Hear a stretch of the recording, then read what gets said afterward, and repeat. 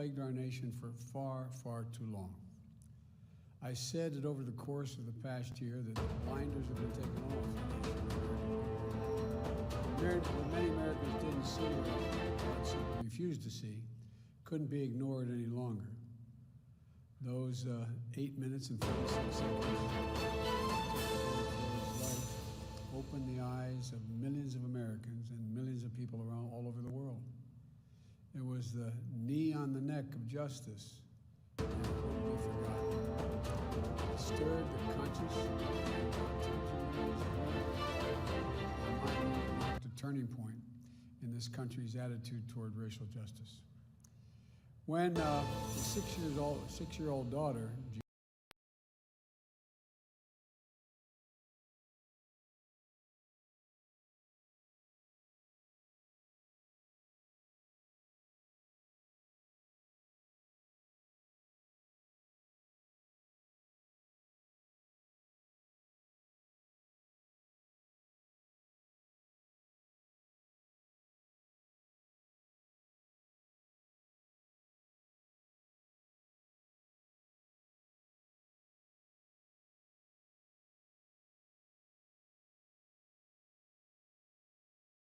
progressive, thoughtful, inclusive generation that America has ever seen.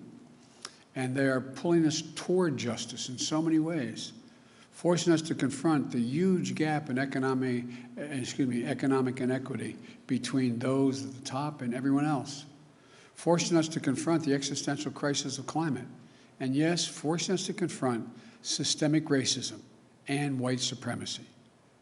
It's just been weeks since all of America witnessed a group of thugs, insurrectionists, a political extremist, and white supremacists violently attack the capital of our democracy.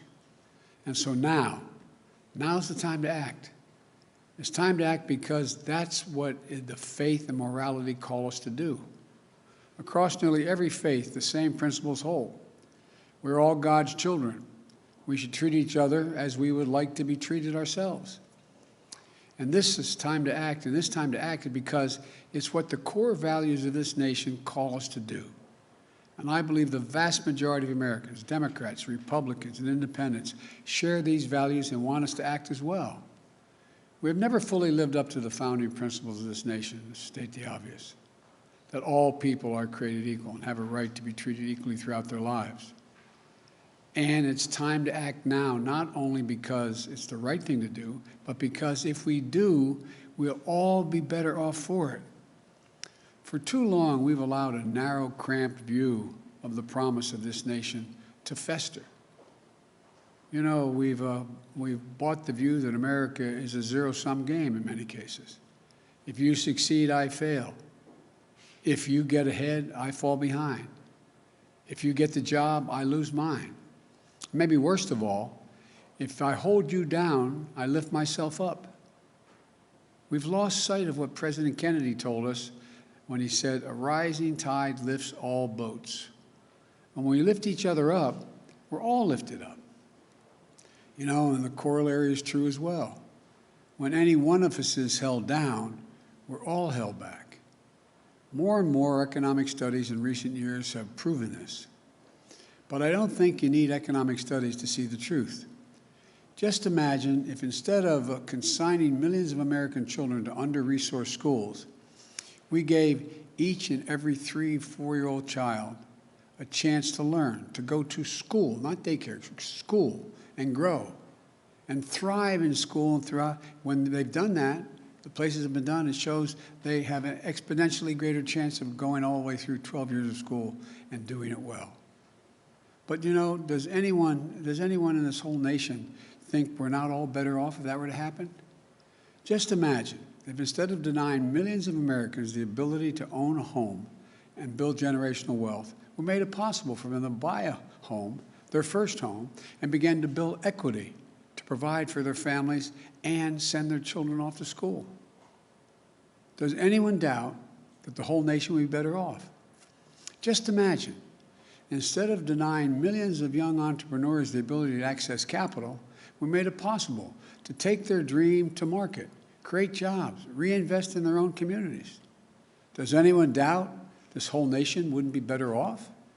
Just imagine if more incredibly creative and innovative, how much more creative and innovative we'd be if this nation held the historic black colleges and universities to the same opportunities and minority-serving institutions that had the same funding and resources of public universities to compete for jobs in industries of the future. You know, just ask the first HBCU graduate elected as vice president if that's not true. But to do this, I believe this nation and this government need to change their whole approach to the issue of racial equity.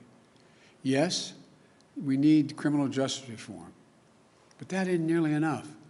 We need to open the promise of America to every American, and that means we need to make the issue of racial equity not just an issue for any one department of government.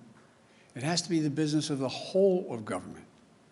That's why I issued, on one of the first days, my whole of government executive order that will, for the first time, advance equity for all throughout our federal policies and institutions. It focuses on the full range of communities who have been long underserved and overlooked. People of color, Americans with disabilities, LGBTQ Americans, religious minorities, rural, urban, suburban communities facing persistent poverty. And I've asked Ambassador Susan Rice to lead the administration's charge through the White House and Domestic Policy Council, because I know she'll see it through. Every White House component and every agency will be involved in this work because advancing equity has to be everyone's job. Today, I'll be shortly signing an additional package of executive actions to continue this vital work. Housing, for example. Housing is a right in America, and home ownership is an essential tool to wealth creation and to be passed down to generations. Today, I'm directing the Department of Housing and Urban Affairs and Urban Development to redress the historical racism in federal housing policies. Today, I'm directing the federal agency to reinvigorate the consultation process with Indian tribes. Respect for tribal sovereignty will be a cornerstone of our engaging with Native American communities. This builds on the work we did last week to expand tribes' access to the Strategic National Stockpile for the first time, to ensure they receive help from the Federal Emergency Management Agency, FEMA, to fight this pandemic. Today, I'm directing federal agencies to combat resurgence of xenophobia, particularly against Asian Americans and Pacific Islanders that we've seen skyrocket during this pandemic. This is unacceptable, and it's un-American. I've asked the Department of Justice to strengthen its partnership with the Asian American and Pacific Islander community to prevent those hate crimes. I've also asked the Department of Health and Human Services to put out best practices for combating xenophobia in our national response to COVID. Look, in the weeks ahead, I'll be reaffirming the federal government's commitment to diversity, equity, and inclusion and accessibility, building on the work we started in the Obama-Biden administration. That's why I'm rescinding the previous administration's harmful ban on diversity and sensitivity training and abolish the offensive counterfactual 1776 Commission. Unity and healing must begin with understanding and truth, not ignorance and lies. Today, I'm also issuing an executive order that will ultimately end the Justice Department's use of private prisons, an industry that houses pretrial detainees and federal prisoners. The executive order directs the Attorney General to decline to renew contracts with privately operated criminal facilities, a step we started to take at the end of the Obama administration and was reversed under the previous administration. This is the first step to stop corporations from profiting off of incarceration that is less humane and less safe, as the studies show. And it is just the beginning of my administration's plan to address systemic problems in our criminal justice system. Here's another thing we need to do. We need to restore and expand the Voting Rights Act, named after our dear friend John Lewis, and continue to fight back against laws that many states are engaged in to suppress the right to vote while expanding access to the ballot box for all eligible voters. Because here's the deal, and I'll close with this. I ran for president because I believe we're in a battle for the soul of this nation. And the simple truth is, our soul will be troubled as long as systemic racism is allowed to persist. We can't eliminate it. It's not going to be overnight. We can't eliminate everything, but it's corrosive, it's destructive, and it's costly. It cost every American, not just who felt the sting of racial injustice. We are not just a nation morally deprived because of systemic racism. We're also less prosperous. We're less successful. We're less secure. So we must change, and I know it's going to take time, but I know we can do it. And I firmly believe the nation is ready to change, but government has to change as well. We need to make equity and justice part of what we do every day, today, tomorrow, and every day. Now, I'm going to sign these executive actions to continue the work to make real the promise of America for every American.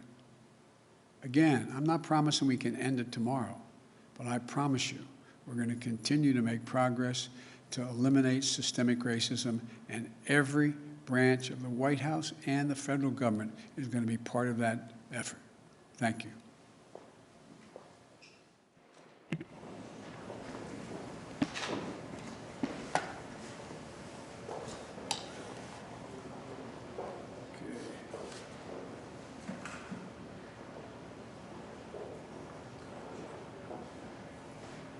Excuse me, my pen away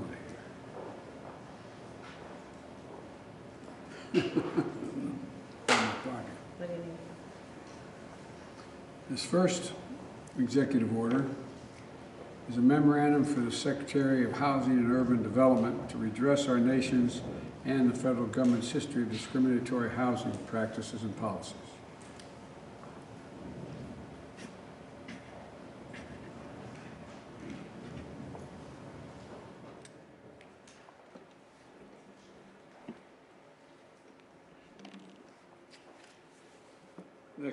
Next executive order is reforming the incarceration system by eliminating the use of privately operated criminal detention facilities.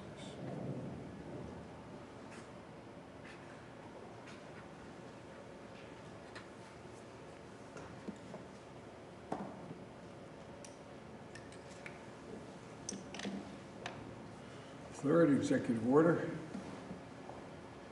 is a memorandum for the heads of the executive departments and agencies. Tribal consultation and strengthening nation-to-nation relationships.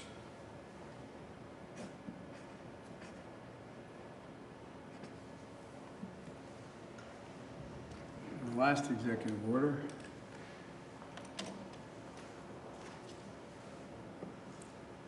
is condemning and combating racism, xenophobia, and intolerance against Asian Americans and Pacific Islanders in the United States.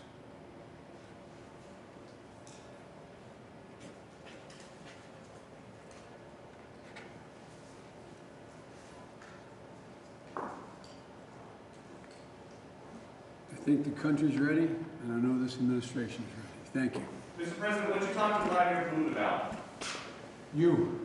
He sends best. Mr. President, how was the Mr. President?